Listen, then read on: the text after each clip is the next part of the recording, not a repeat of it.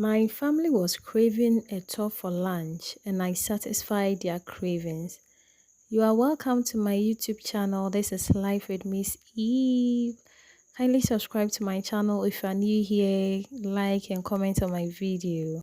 They really enjoyed the food and I was glad they did. Let's get started.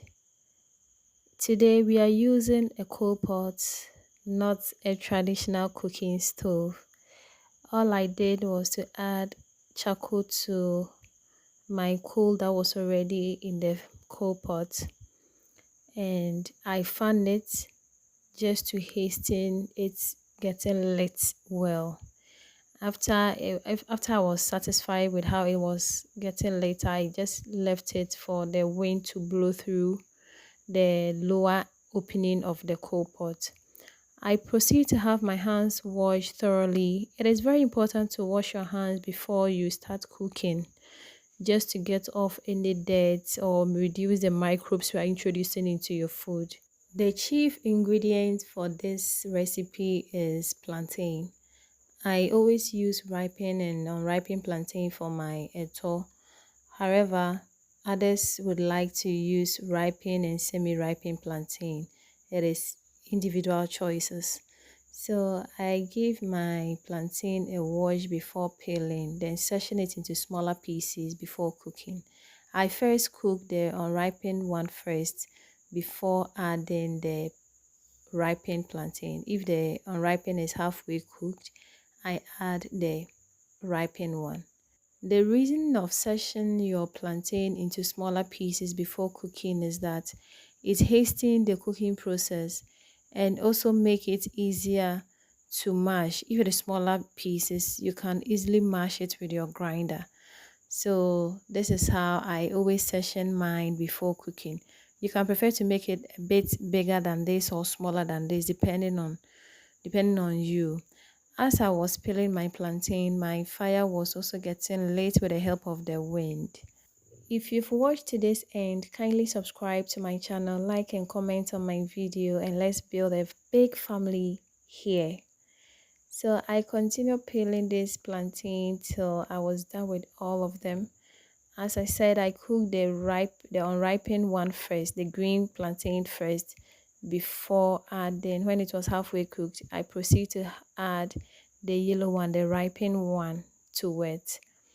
I cook this one, the plantain, with my egg in order not to waste time in the kitchen. I was so tired, the sun was so scorchy, and I added salt to taste.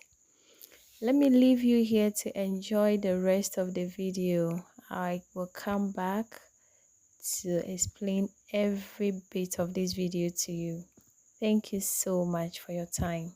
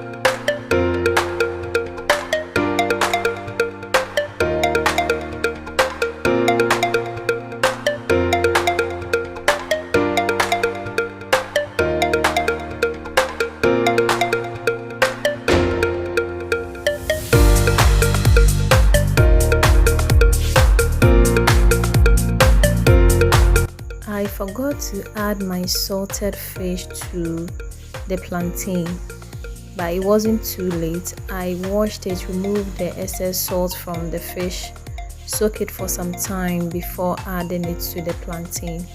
I proceed to grind my pepper with my onion. If you decide to blend your pepper mix, I think it will make your etor too soft because you need to add water to blend the pepper and onion.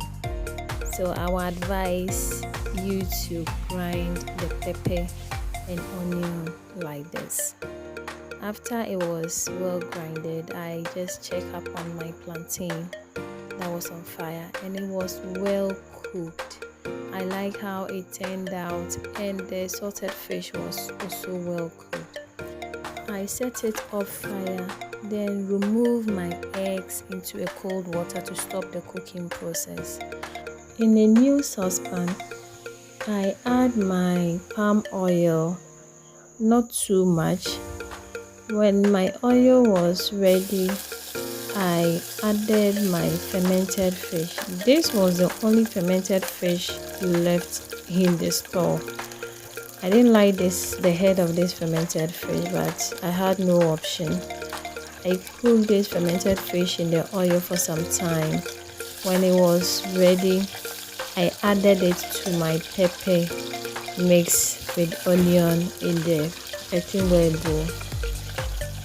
We've not added any salt to our pepper mix now because the fermented fish we are coming to add has salt in it, and we don't want our food to be too salty, so we need to grind the fermented fish first, taste for the salt. If it's okay, that's fine, otherwise we add little salt. But remember, we added salt to our plantain, and we had salted fish also boiled. This salted fish has salt in it, as the name implies. The oil was set on fire to cool down before adding it to my food. I mixed the fermented fish with the pepper so well, tasted for salt, and it was okay. I start with my plantain, the cooked plantain. I mash it bit by bit in smaller portions.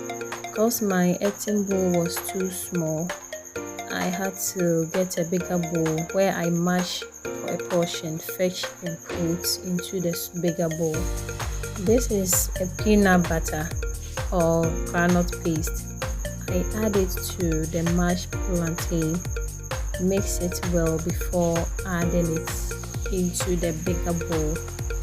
So here I was just trying to mix it very well so that the groundnut paste can incorporate with the mashed plantain. This food tastes so nice, and you need to get water because it has no moisture in it.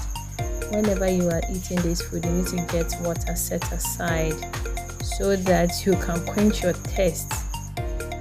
And so this is the first batch, is the reddish one, and this one is just the plantain itself that I mashed. When I was done, this was how it looked. I peeled my egg and garnished it with the onion. Thank you so much for your time, for watching to the end of the video. I really appreciate it. Thank you so much.